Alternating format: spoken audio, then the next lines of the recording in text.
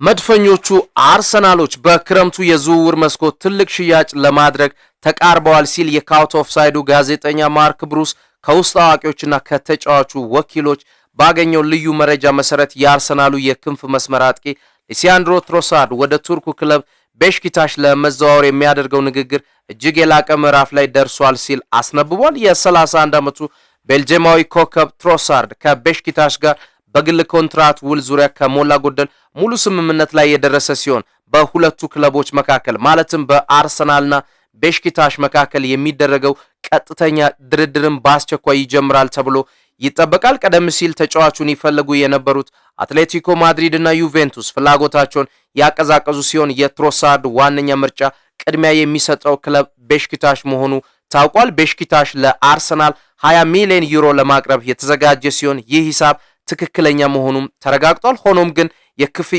የክፍያው የተወሰነ ክፍል ከተጫዋቹ ብቃትና ከተለያዩ ስኬቶች ጋር ማለትም አዶንስ ኤንድ ቦነስ ጋር የተያዘ ይሆናል ተብሏል። ትሮሳርድ በአርሰናል ቤት እጅግ አስደናቂ ጊዜያትን ያሳለፈ ሲሆን በተለይም መድፈኞቹ የ2025-26 የእንግሊዝ ፕሪሚየር ሊግ ዋንጫን ሲያነሱና የሻምፒየንስ ሊግ ፍጻሜ ላይ ሲደርሱ ያበረከተው አስተዋጽኦ ከፍተኛ ነበር። እሱ ክለቡን ለመልቀቅ በግድ ባይገፋፋም አርሰናል ግን ውሉ ሊያልቅ አንድ ዓመት ብቻ የቀረውና እድሜው 31 የደረሰውን ተጫዋች በዚህ ዋጋ መሸጡን እንደ መልካም የንግድ እንቅስቃሴ ቆጥሮታል። አርሰናል ባለፈው ዓመት ከፍተኛ ወጪ ማድረጉን ተከትሎ በዚህ በክረምቱ የተወሰኑ ተጫዋቾችን ለመሸጥ ይገደዳል። ሚካኤል አርቴታ በማጥቃቱ መስመር ላይ ለውጦችን ለማድረግ ያሰበ ሲሆን ከተጫዋቾች ሽያጭ የሚገኘውን ገንዘብ እንደ ክርስቶስ ፒሊስ ያሉ አዳዲስ ታርጌቶችን ለማስፈረም ይረዳዋል ተብሏል። ከትሮሳርድ በተጨማሪ ቤንጃሚን ዋይት፣ ጋብሪኤል ጀሱስ፣ ጋብሪኤል ማርቲኔሊ እና ክሪስቲያን ኖርጋርድ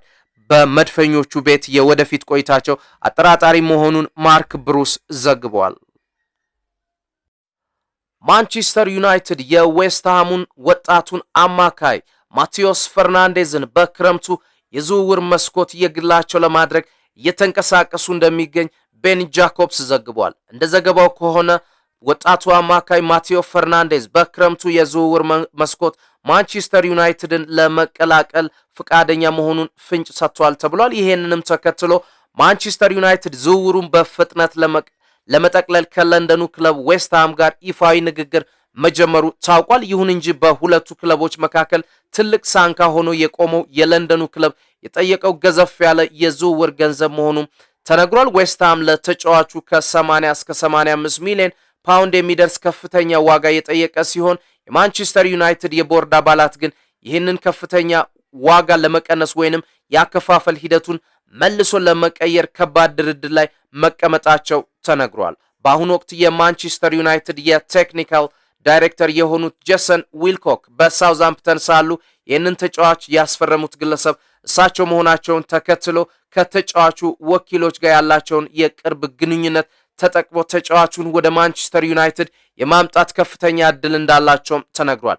ነገር ግን የቀያይ ሰይጣኖቹ መንገድ አልጋ ባልጋ አይሆንም ተብሏል። ምክንያቱም የስፔኑ ግዙፍ ክለብ ሪያል ማድሪድ ከተጫዋቹ ወኪሎች ጋር የመጀመሪያ ደረጃ ንግግር ያደረገ ሲሆን የእንግሊዙ ክለብ አርሰናልና የፈረንሳዩ ክለብ ፓሪስ ሴንት ጀርመን ስለ ተጫዋቹ ሁኔታና የዋጋ ማጣሪያ ጥያቄ ካቀረቡ ክለቦች መካከል እንደሚገኙበትም ተጠቅሷል። ባለፈው ሳምንት በስፋት እንደዘገብነው ማንቸስተር ዩናይትድ ፈርናንዴዝን በዋነኛ የክረምት አብዮት መሪነት መያዝ ብቻ ሳይሆን ሌሎች ታላላቅ ክለቦች ሳይቀድሙ ዝውውሩን በሚቀጥሉት ጥቂት ቀናት ውስጥ በአስቸኳይ ለማጠናቀቅ ሙሉ ኃይሉን አስተባብሮ እየተንቀሳቀሰ እንደሚገኝ ቤን ጃኮብስ ዘግቧል።